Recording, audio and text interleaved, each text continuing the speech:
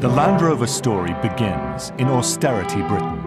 Resources are scarce, and there is an urgent need to kickstart peacetime production. At the Rover Car Company, a new approach is required to find valuable new export markets.